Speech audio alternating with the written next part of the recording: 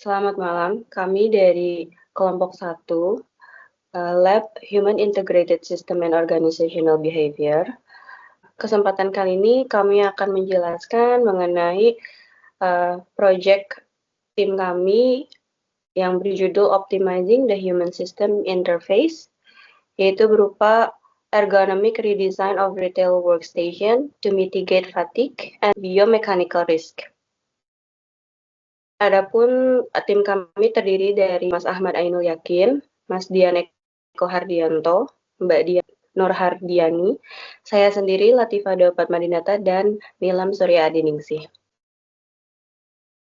Latar belakang dipilihnya konsep ini adalah karena lingkungan kerja pada retail ini memiliki intensitas aktivitas yang tinggi dan tuntutan pelayanan yang berkelanjutan. Oleh karena itu, desain workstation menjadi faktor krusial dalam menjaga performa dan kenyamanan kerja. Sebagai store manager atau frontline, yaitu meliputi transaksi, pengelolaan barang, dan pelayanan pelanggan secara simultan. Sehingga beban kerja yang tinggi ini menuntut postur tubuh berdiri dengan durasi panjang. Kondisi operasional saat ini menunjukkan bahwa peralatan kerja bersifat statis dan tidak fleksibel. Hal ini menyebabkan ketidaksesuaian antara desain dan karakteristik fisik pengguna. Akibatnya, pekerja dipaksa menyesuaikan tubuhnya terhadap peralatan. Selanjutnya akan dilanjutkan oleh Mbak Dian, silakan. Baik, izin melanjutkan. Pada slide executive summary ini dijelaskan terkait dengan permasalahan utama yang ditemukan pada workstation existing, yaitu penggunaan meja statis dengan tinggi tetap. Meja dengan tinggi tetap tidak mampu mengakomodasi variasi tinggi dari beban pekerja. Kondisi ini berpotensi memicu postur kerja menjadi tidak netral dan meningkatkan kelelahan. Solusi yang diusulkan adalah penggunaan meja kerja dengan tinggi yang dapat disesuaikan atau adjustable secara dinamis. Meja ini dirancang untuk mengakomodasi rentang antropometri pengguna dari persentil yang rendah hingga tinggi. Dengan demikian, workstation dapat menyesuaikan manusia, bukan sebaliknya. Next. Pada psikologi of fatigue, di sini ditampilkan analisis gejala kelelahan berdasarkan peta tubuh atau body heat map. Area tubuh yang paling terdampak adalah punggung bawah, bahu, dan kaki. Gejala ini menunjukkan adanya beban biomekanik yang signifikan. Data kelelahan menunjukkan bahwa masalah utama bukan pada motivasi kerja. Kelelahan bersifat fisik akibat postur kerja yang tidak ergonomis. Hal ini mengindikasikan bahwa sumber masalah terletak pada desain sistem kerja. Pada investigatif metodologi yang digunakan pada penelitian, pendekatannya adalah meliputi antropometri, penilaian kelelahan, audit lingkungan kerja. Ketiga pendekatan ini saling melengkapi untuk mendapatkan gambaran secara menyeluruh. Pengukuran antropometri dilakukan untuk memahami variasi dimensi tubuh pekerja. Penilaian kelelahan digunakan untuk mengukur dampak fisik kerja serta audit lingkungan, yaitu untuk memastikan bahwa faktor eksternal bukan penyebab utama kelelahan. Baik, selanjutnya dijelaskan oleh teman saya. Silakan. Baik, selanjutnya adalah environmental vital.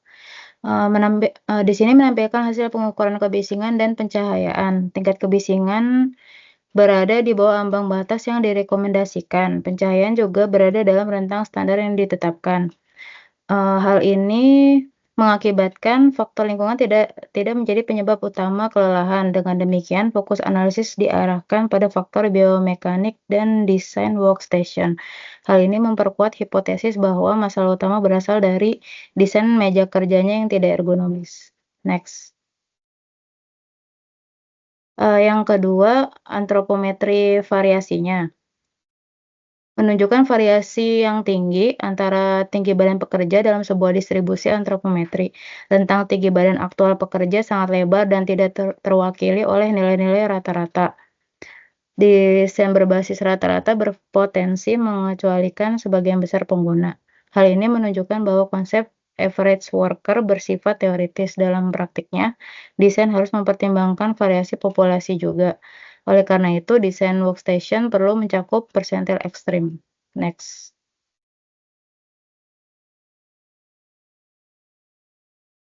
Yang selanjutnya adalah critical ergonomiknya, yaitu elbow hack.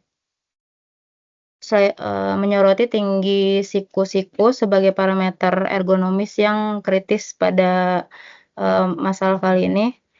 Tinggi siku berhubungan langsung dengan tinggi permukaan kerja yang ideal. Variasi tinggi siku antara individu sangat signifikan.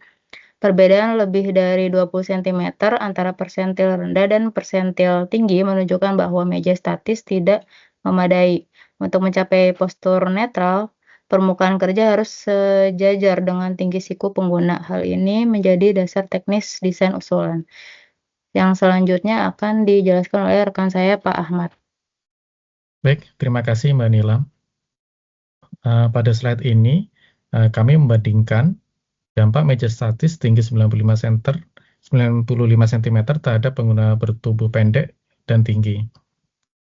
Pekerja bertubuh pendek harus membungkukkan bahu, sedangkan pekerja tinggi harus membungkuk. Kondisi tersebut sangatlah tidak ergonomis.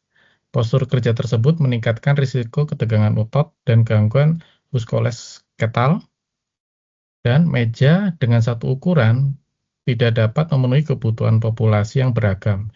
Inilah yang disebut sebagai masalah one size fits none. Next. Berikutnya, untuk solusi, kami memperkenalkan solusi berupa meja kerja dengan tinggi yang dapat disesuaikan. Meja kerja dirancang agar dapat bergerak secara vertikal mengikuti kebutuhan pengguna. Konsep ini menggeser fokus desain dari peralatan ke manusia. Pendekatan ini sejalan dengan Human Integrated System, di mana sistem kerja dirancang untuk mendukung kemampuan dan keterbatasan manusia. Dengan demikian, risiko kelelahan dapat ditekan. Next.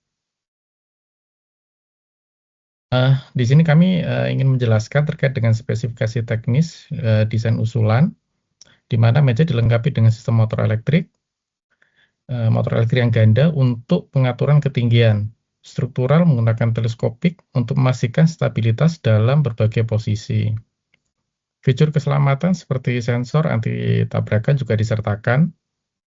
Desain ini memastikan keamanan pengguna selama pengoperasian. Next akan dijelaskan oleh rekan kami, Mas Dian. Silakan, Mas.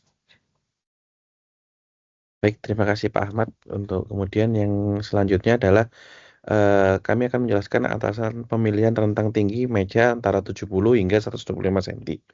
Di mana rentang ini mampu mengakomodir postur duduk dan juga berdiri.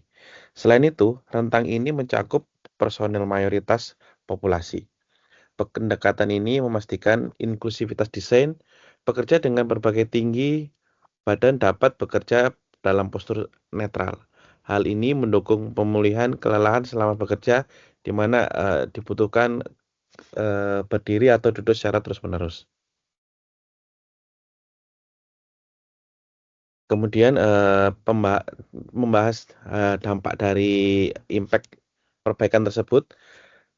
Dari sisi kesehatan, risiko gangguan muskuloskeletal dapat ditekan. Dari sisi produktivitas juga, energi kerja dapat dialokasikan lebih efisien lagi.